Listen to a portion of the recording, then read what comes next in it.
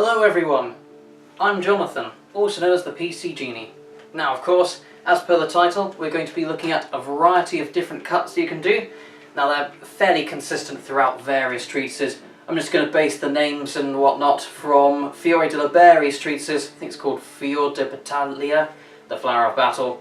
And it's sort of a combination between two videos I've already done.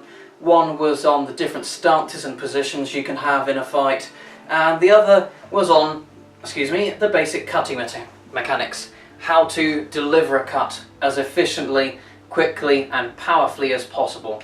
So I've done all of those things. Now we're just going to talk about the different types of cuts and attacks you can do.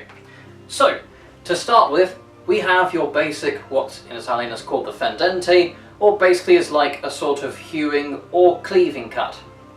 So I'm here, I could be in whatever position, usually a high position, but I can start from a low position, it doesn't matter. And type of cut is just simply this. I'm cutting in, and this time I'm doing from the right, just basically cutting maybe around the head, shoulders, neck sort of area, and then usually cleaving down to around the hip area. So like that. Notice every time I've done a cut, I'm going into some other sort of position. Try to make sure I'm always ready. Now it's worth mentioning that you should always try, whether you're right-handed or left-handed, you should try each side. So if you're right-handed, don't just cut from the right, try a few from the left, like this. So same thing again, and again, and again, and again, and you can keep that in a pattern and a chain forever. I just don't have enough room in this room to go forwards or backwards eternally. So, that's the simple fendente cut, and that's pretty much the sort of thing that anyone who's picked up a weapon is going to try. They're always just going to be going BAM every time. However, there are other things you should do, and certainly are worth trying, and these are ones like what in Italian are called the sottani strikes, which are just simply a sort of upcuts. Again, there are various positions you can start in. There are no set rules for what position you have to start in, just whatever feels comfortable with. So I'm going to start with this one, long tail, and an upcut, or a sottani, looks like this. Done. I can make sure to extend and pull back, or if I'm closer, maybe just one smooth motion. It's up to you. What matters is, when you've done the cut, same as last time, make sure to be in another ready position. So, here's one ready position. If I just go, "Huh!" and expose myself, that's bad. If I go, I'm still ready. So notice that attacks and defences can all flow from those different strikes. And I can even do multiple at once.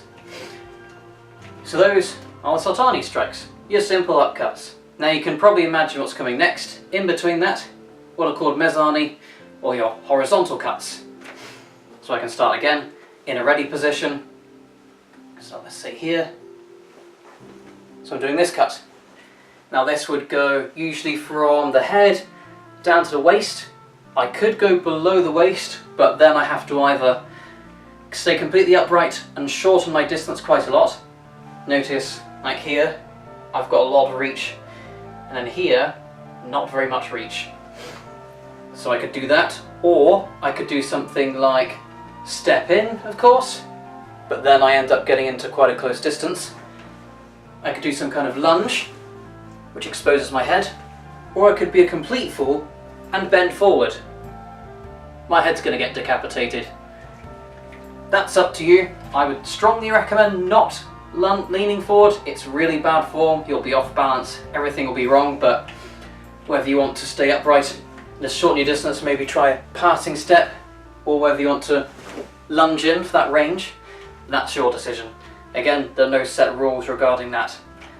So, finally, we've got, in terms of cuts, you can have your sottani going this way, and you can have your fendente, which goes straight down.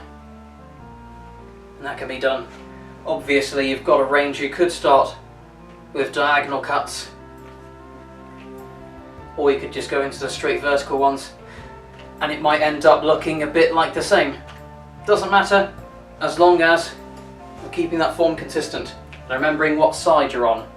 Because like I've already explained in the cutting videos and in the stance videos, if you're starting on one side and you start trying to cut the other way, notice how awkward this looks?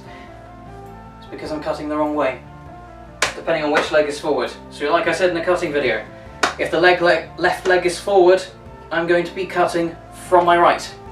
If my right leg is forward, I'm going to be cutting from my left. Now whether I just end up resetting back to that position, or the same side as before, that's up to you. But if you're going to swap sides, don't end up doing this, because it's awful. Swap legs. So just finally, we would have the thrust, called the ponte. So that is fairly self-explanatory. You're extending your arms forward and that point's going wherever you want to target. Usually you wouldn't be stabbing anywhere low, as in below the waist, because legs are quite a narrow target. You can, again, if you want, but it's not going to be very often.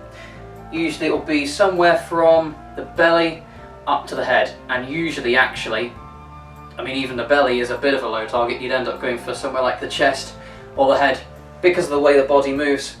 Even if I'm just dipping down slightly to aim towards the belly, I'm already shortening my range.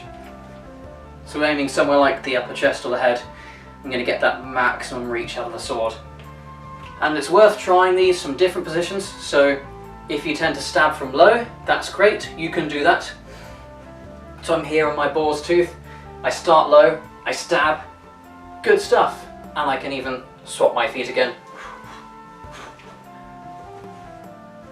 But you should also try practicing from high, so try something like this. So I'm stabbing in various ways, and I can even stab from somewhere towards the middle. Just beyond that, you should experiment and try out different ways stabbing, starting with the point forward and starting the point back. So an example of the point forward, of course, like I've already done. This one, the window guard, here in the plough or here in the boar's tooth. I've got the point already forwards. If a person was charging towards me and just wanted to completely tackle me down, this is good because I can just put the point up and skewer them, maybe add a bit of reach to that by extending in a thrust. So in a very quick, easy motion, done. But they know that, and if you've got a smart opponent, they might notice you're going to be stabbing them. So maybe you should try the point back. You can either go directly into a thrust, so maybe I'm here in my long tail or here in my garden lady, and then just go straight for the thrust, or maybe I could pretend I'm cutting and then thrust. Again, those are the more tactical decisions that you need to make depending on what opponent you're up against and how they behave and react to you. So I can't tell you about each of them, but again, experimentation will help you actually discover how people react and what they're going to do in reaction to you. So yes, with that, that is my different cuts and thrusts. So yes, check out my other videos about the sword fighting stances to get a more complete picture of what you can do, and also of course on the basic cutting mechanics if you want to get a better idea of how to cut perfectly, or at least better than before. See you!